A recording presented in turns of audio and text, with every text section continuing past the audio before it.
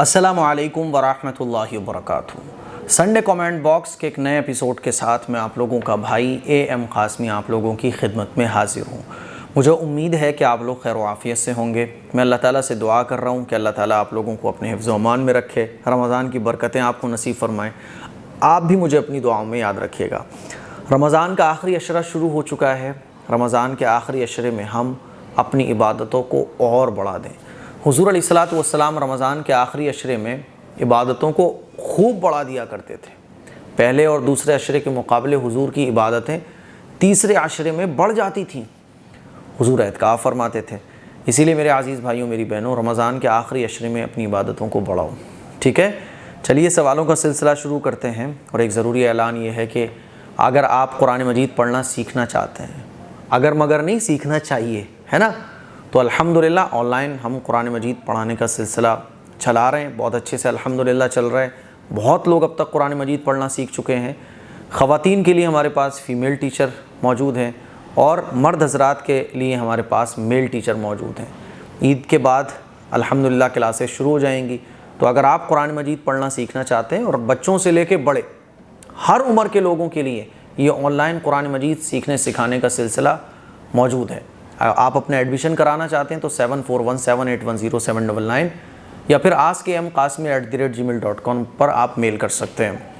और अल्हम्दुलिल्लाह सोसाइटी के ज़रिए जो खैर के काम चल रहे हैं, फ़िलहाल एक मस्जिद की तामीर का काम चल रहा है, जितना हो सके ताउन करें, है ना। और ईद राशन किट की जो कीमत है वो 1000 रुपये रखी गई है। और ये ईद से पहले ही हम ऐसे घरों तक राशन पहुँचाएँगे जहाँ कुछ भी नहीं है, ताकि हर एक आदमी अपनी ईद खुशियों के साथ मना सके, उसके घर कुछ खाने को हो। उसके लिए 1000 रुपये कीमत रखी गई है। आप हजरात जितना हो सके 1 किट, 2 किट, 3 किट, उसके हिसाब से आप ताउन कर सकते हैं इस अकाउंट नंबर पर। और अल्हम्दुलिल्लाह रोज़ा इफ़्तार कराने का सिलसिला रोज़ाना चल रहा है। इफ़्तारी रोज़ाना हम बांटते हैं ऐसे लोगों को जिनके यहाँ कुछ भी नहीं है।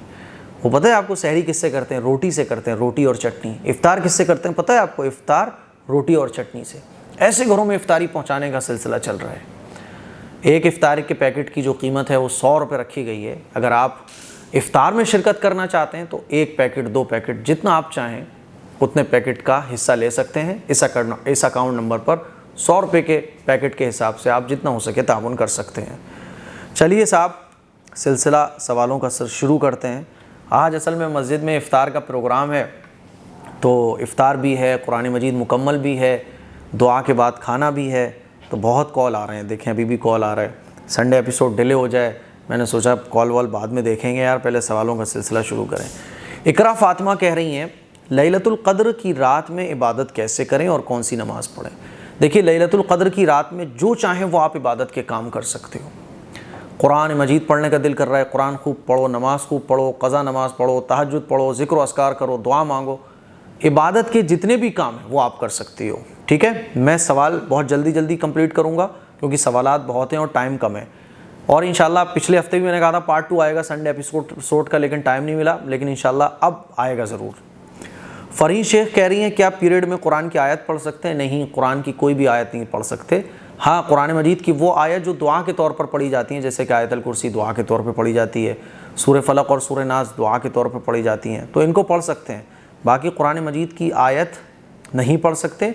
वो आयतें जो दुआ के तौर पर पढ़ी जाती हैं वो पढ़ सकते हैं। ठीक है, अगला सवाल सुम्बुल सबा पूछती हैं, मुफ्ती साहब अगर किसी लड़की ने निकाह से पहले कोई मन्नत मांगी और मन्नत मांगते वक्त इरादा किया कि अगर मेरी ये मन्नत पूरी हुई तो मैं रोज़ा रखूँगी, और उसकी मन्नत शादी के बाद पूरी हुई, तो अब वो रोज़ा रखेगी क्या? देखिए, मन्नत हमने मानी कि ये काम अगर हो जाएगा तो मैं रोज़ा रखूँगी, तो ये रोज़ा रखना हमारे ऊपर वाजिब हो गए, तो रोज़ा हमें रखना चाहिए। शौहर की इजाज़त वो तब है जब मान लीजिए शौहर आपको आज डिनर पे ले जाने वाला है बाहर दिन में, है ना, और उसने बोल के रखा हुआ है कि आज आपको डिनर पे मेरे साथ जाना है। अब आप रोज़ा रख लोगी, आप रोज़ा रख के बैठ गई, शौहर आया, चलो डिनर पे चलना है ना, आज घूमने चलना है बाहर। अब आप तो रोज़े से हो, है ना, लंच पे वो ले जा रहा है आपको, आप रोज़े से हो, आपने बोला मैंने तो रोज़ा रख लिया, तो शौहर को तकलीफ़ होगी कि यार जब मैं बोल कर गया था रोज़ा क्यों रखा। या मान लो आज शौहर को आपसे मुलाकात करनी है दिन में, या आप कहीं आज बाहर जाने वाले हो, या बाहर हो और शौहर मियाँ बीवी एक दूसरे को मुलाकात करना चाहते हैं, आपने सहरी में ही आपने रोज़ा रख लिया, अब शौहर आपसे मुलाकात करना चाह रहा है, आपने बोला नहीं मेरा रोज़ा है, तो ये कंडीशन ऐसी में रोज़ा शौहर से पूछकर रखना चाहिए। नॉर्मल क्या होता है, ये सारी कंडीशन सामने आती नहीं है तो हम रोज़ा रख सकते हैं, शौहर को मेरे ख्याल में एतराज़ होगा भी नहीं।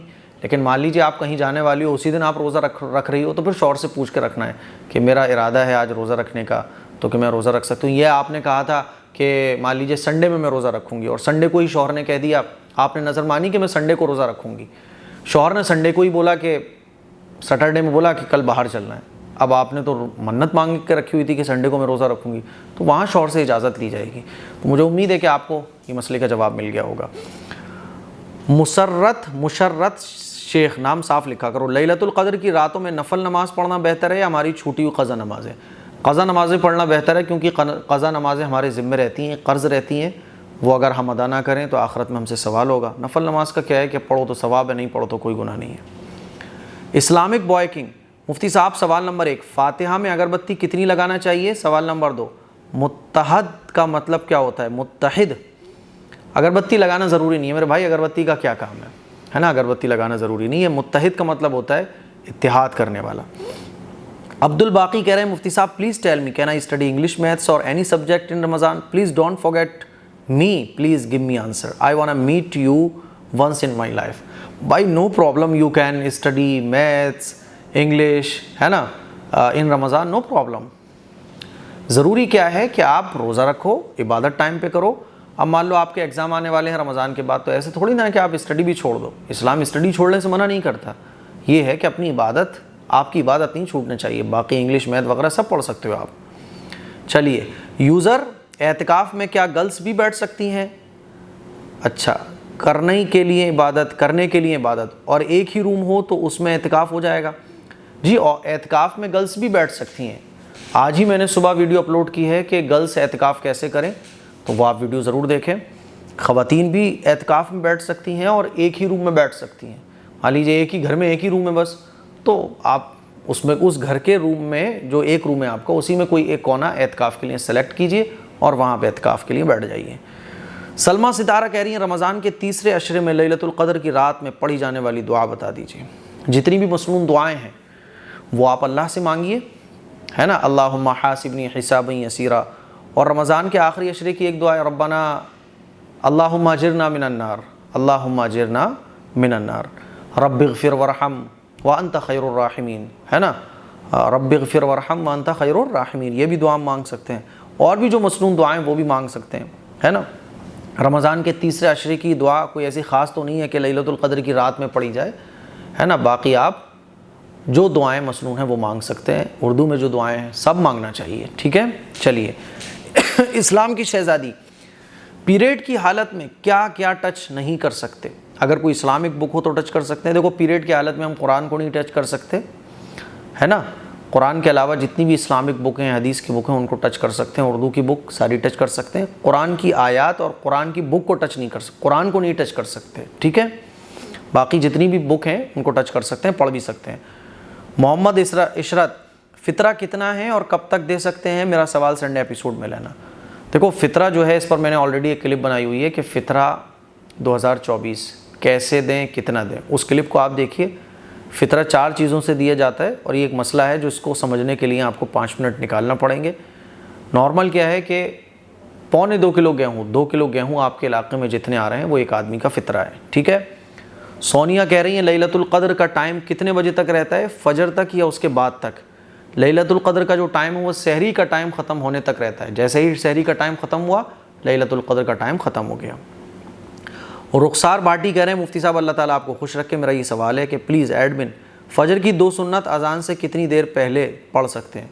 फ़जर का टाइम शुरू हो गया, अब हम फ़जर की 2 सुन्नत पढ़ सकते हैं, ठीक है।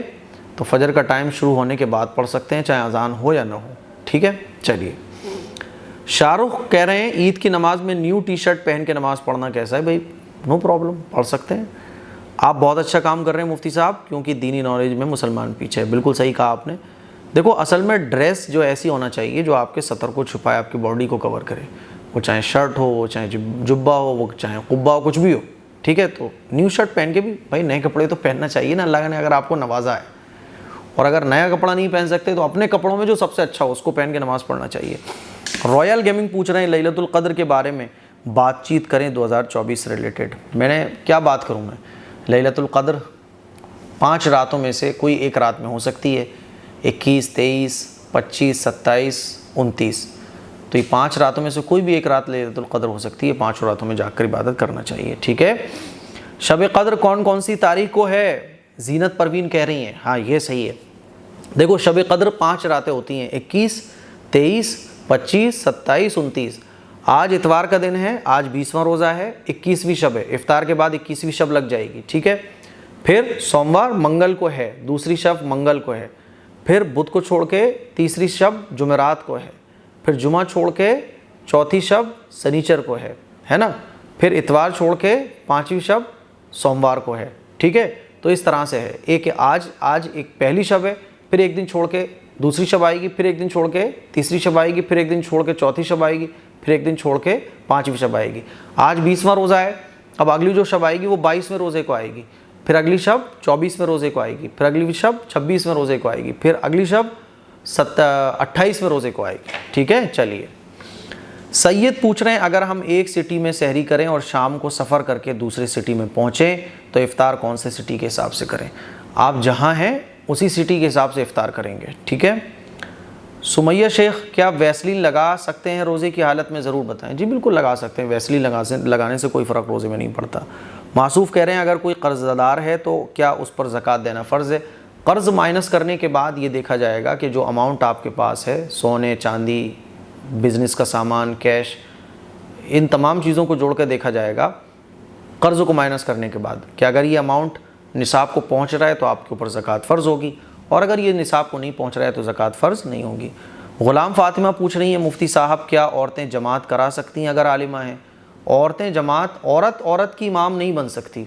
हाँ कोई अगर मर्द इमाम है तो औरतें पीछे खड़े होकर उस इमाम के पीछे नमाज़ पढ़ सकती हैं, औरतों की इमाम नहीं बन सकती, ठीक है। यूज़र पूछती हैं अगर नमाज या कुरान पढ़ते वक्त पीरियड आ जाए तो क्या मुसल्ला नापाक हो जाएगा। मुसल्ला क्यों नापाक होगा, है ना, मुसल्ला नापाक नहीं होगा। देखो कोई भी चीज़, कपड़ा हो, मुसल्ला हो, चादर हो, बिस्तर हो, कोई भी हो, वो चीज़ नापाक तब होती है जब उस कपड़े पर नापाकी लग जाए, ठीक है। मान लीजिए कोई आदमी नापाकी की हालत में, उसके ऊपर गुस्ल फ़र्ज़ हो चुका है, वो कहीं भी बैठ जाए तो उसके बैठने से वो कपड़ा नापाक नहीं होगा। कपड़ा नापाक तब होगा जब उस कपड़े पर नापाकी लग जाएगी। तो पीरियड की हालत में मुसल्ले पर बैठने से वो मुसल्ला नापाक नहीं होगा। हाँ अगर मुसल्ले पर कोई नापाकी वगैरह लग जाए तो वो नापाक हो जाएगा, उसको धोना पड़ेगा फिर। अब्दुल गफ़्फ़ार कह रहे हैं मुफ्ती साहब क्या तरावी में कोई भी सूरत पढ़ सकते हैं या सूरह फ़ील से ही पढ़ें। अस्मा मुज़फ़्फ़रनगर, नहीं देखो कोई भी सूरत पढ़ सकते हैं। पूरे कुरान में से हम नमाज में, तरावी में जहाँ से चाहें वहाँ से पढ़ सकते हैं। सूरह फ़ील से तो आसानी के लिए बता दिया जाता है। शाहबुद्दीन कह रहे हैं मुफ्ती साहब छत्तीसगढ़ से मेरे कुछ सवाल है। नंबर 1, इमाम के इज़ार टखनों से नीचे हैं तो क्या नमाज़ हो जाएगी। नमाज़ तो हो जाएगी लेकिन ये गुनाह कबीरा है, ऐसे शख्स को इमाम नहीं बनना चाहिए और ना बनाना चाहिए। बाकी आप मस्जिद नहीं है आसपास इलाके में तो फिर आप मजबूरी में पढ़ सकते हो। नंबर 2, जमात से नमाज़ पढ़ते वक्त अचानक वज़ू टूट जाए और पीछे 5-6 सफ़ खड़ी हैं तो फिर क्या करना चाहिए। अच्छा, अचानक वज़ू टूट जाए तो कुछ नहीं, आप लोगों को थोड़ा सा हटाते हुए, और लोगों को भी चाहिए जब कोई आदमी का वज़ू टूट गया और वो नमाज से बाहर जा रहा है तो लोगों को साइड से करते हुए वो बाहर निकल जाओ आप, ठीक है, लोग जगह दे दें, आप वज़ू करने चले जाएं। नंबर 3, कभी मजबूरी में अहले हदीस के पीछे नमाज़ पढ़ना कैसा है। ठीक है पढ़ सकते हैं, कोई बात नहीं है। शेख, कुरान के सजदों को क्या पारा पूरा करने के बाद कर सकते हैं। नो प्रॉब्लम, पारा पूरा करने के बाद भी हम कुरान के सजदों को कर सकते हैं। शमीम बानो कह रही हैं मुफ्ती साहब आपसे पूछना है था एतकाफ़ करने के लिए अलग कमरा ज़रूरी है। अगर हस्बैंड कमरे में सो रहे हो तो क्या उसी कमरे में एक साइड में एतकाफ़ कर सकते हैं। हाँ कर सकते हैं, अलग कमरा होना कोई ज़रूरी नहीं है। जिस कमरे में सब रहते हैं उसमें भी हम कोई एक जगह सेलेक्ट कर लें। जैसे मेरा ऑफिस है तो मैंने ये जगह कोई खातून ने एतकाफ़ के लिए सेट कर ली, हो गया, वो वही जगह एतकाफ़ के लिए उनकी मानी जाएगी। मोहम्मद विहान, वहीं अब सोना है, वहीं खाना है, वहीं पीना है। ठीक है मोहम्मद विहान, और जितने भी घर के लोग हैं वो उसी जो खातून एतकाफ़ में बैठी हुई है उन्हीं के पास आके इफ्तारी का दस्तरखान लगा लें, सब साथ में इफ्तार भी कर सकते हैं। ठीक है मोहम्मद विहान, मुफ्ती साहब हम आपसे नाराज़ हैं। अरे भाई नाराज़ मत हो, रमज़ान चल रहे हैं, क्योंकि आप मेरे सवाल का जवाब ही नहीं देते, लेकिन इस बार आप मेरे सवाल का जवाब ज़रूर दे देना। क्या रोज़े की हालत में हम अपने हेड में एलोवेरा का जेल लगा सकते हैं। रोज़ा मकरू तो नहीं होगा? नहीं, रोज़ा मकरू नहीं होगा, ठीक है, लगा सकते हैं। यूज़र पूछती हैं, मुफ्ती साहब मेरे पास 52.5 तोला चांदी है जिसका ज़कात पिछले साल दे दिया था मैंने। इस साल मैंने और चांदी नहीं ख़रीदा है ना बेचा है, क्या इस साल भी मुझे उस 52.5 तोला चांदी की ज़कात देनी होगी? जी, आपके पास अमाउंट इतना है जो निसाब को पहुंच रहा है तो आपको ज़कात देनी होगी, ठीक है। फ़िदा हुसैन, हर किसी पर रमज़ान में ज़कात फ़र्ज़ होती है क्या? नहीं, जो साहिब निसाब होता है उसके ऊपर ज़कात फ़र्ज़ होती है। और साहिब निसाब किसको कहते हैं, आप यूट्यूब पर मेरी डिटेल में जो मैंने क्लिप बनाई हुई है उसको देखिएगा। और ये भी बताइए कि गर्ल्स हैज़ की हालत में सहरी घर वालों को तैयार करती हैं तो क्या बच्चों को दिखाने के लिए ख़ुद भी खा सकती हैं? हाँ, बिल्कुल खा सकती हैं। मान लीजिए भाई हैं और भी घर के मर्द लोग हैं, बच्चे हैं, तो अपनी आप नहीं करेंगी तो क्या बोलेंगी, है ना। तो आप सहरी खा सकती हैं बच्चों को दिखाने के लिए, ताकि सामने वालों को ना ये ना लगे कि आप रोज़े से नहीं हैं, खा सकती हैं। मदिया खान पूछ रही हैं कि कुछ सवाल हैं ज़कात के मुताल्लिक। नंबर 1, ज़कात जब लेडीज़ देती हैं तो उनको मालूम नहीं होता कि गोल्ड का वज़न कितना है, क्योंकि कुछ लेडीज़ के पास गिफ्टेड भी होती हैं ज्वेलरी गोल्ड की, तो इसका वज़न कैसे समझें? सोनार के पास जाएं, उससे पूछें भाई ये कितने में कितना वज़न हो रहा है, सोनार सब बता देगा कैलकुलेट करके। नंबर 2, क्या जो मरहूमीन दुनिया से चले गए उनके नाम के पैसे मस्जिद में दे सकते हैं? हाँ, बिल्कुल दे सकते हैं। क्या क्योंकि इनको सवाब मिले? और मरहूमीन के नाम के कपड़े और खाना देने पर भी? हाँ, बिल्कुल, कपड़े भी दे सकते हैं। मरहूमीन के नाम से जो चाहें वो मिसाल सवाब में दे सकते हैं। नंबर 3, मगरिब की सुन्नत के बाद अव्वबीन पढ़ सकते हैं क्या? नफल ना पढ़ें, अव्वबीन पढ़ लें? हाँ, नो प्रॉब्लम। सुन्नत पढ़ने के बाद दो जो नफल पढ़ते हैं हम उसमें अव्वबीन में उसको शामिल कर सकते हैं। नंबर 4, अगर कोई गेहूँ से फितरा देने वाला हो पर वो दिल से खजूर का दे दे तो कोई प्रॉब्लम तो नहीं है? तो बड़ी अच्छी बात है कि गेहूँ के बजाय वो खजूर से फितरा दे रहा है, तो ये तो बहुत अच्छी बात है ना, ये तो अच्छी चीज़ है। यूज़र इसराफील, जानबूझकर एक रकात में 3 सजदे करना कैसे है, नमाज हो जाएगी या नहीं? नमाज वाजिबुल इयादा होगी, क्योंकि आपने वाजिब थोड़ा छोड़ा जानबूझ के, आपने वाजिब को देर से अदा किया, तीसरा सजदा कर लिया जानबूझकर, तो इससे आपको नमाज दोहराना पड़ेगी, ठीक है। चलिए साहब, ये कुछ हमारे सवालात थे जिनके जवाबात मैंने दिए हैं। अच्छा, मुझे उम्मीद है कि आपको ये संडे एपिसोड आज का पसंद आया होगा और इंशाल्लाह बाकी के जो सवालात हैं उनको संडे एपिसोड के पार्ट 2 में कवर किया जाएगा। दुआओं की गुजारिश है। अस्सलामु अलैकुम व रहमतुल्लाहि व बरकातुहू।